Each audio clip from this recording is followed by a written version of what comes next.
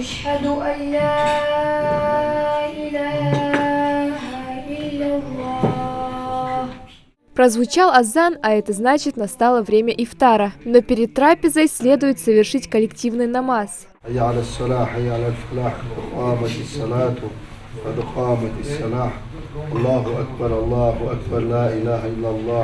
Сегодня здесь собрались представители различных диаспор – турки, месхетинцы, узбеки, таджики, афганцы. Сергей Коняшин приехал из Херсона в Ингушетию еще в ноябре 2022 года. Мужчина впервые принимает участие в коллективном ифтаре. Эмоции самые положительные. Я уже в возрасте, 65 лет. Я помню этот Советский Союз, когда мы вместе жили со всеми, и грузины, и армяне, и азербайджанцы, и ингуши, и латвийцы. Сейчас нас немножко начали разделили. Но опять мы соединяемся. Я очень благодарен, конечно, что мы попали к вам сюда. У вас очень гостеприимные люди. Рахматуллах Бабаев в Ингушетии проживает с 1996 года. Мужчина посещает каждый коллективный ифтар вместе со своей диаспорой и считает, что это очень необходимо как для укрепления имана, так и для сплочения народов.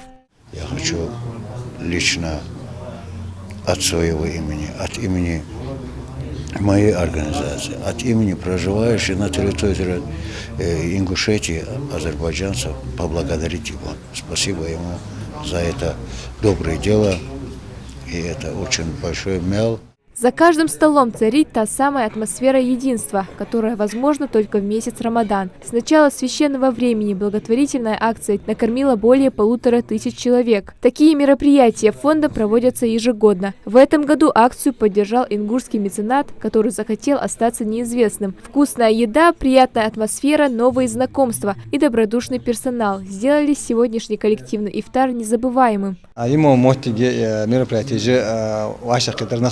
تبت باقمش باشا خطر شيء دوزر القواهم ديت بلز بارخم برز مارخم وقت أنا مال بوق نخش بيخر دوق مال بوش حمد أخ بيتك داخل تبت باقم قماش ده تجيكش أوزبيكش أفغان تج الشيء واشا قيت تهم وز تفون تيشمس حبي خرب ومال باق شيء استارسان بوز بيز موت جاي قوس تيشم فورنس.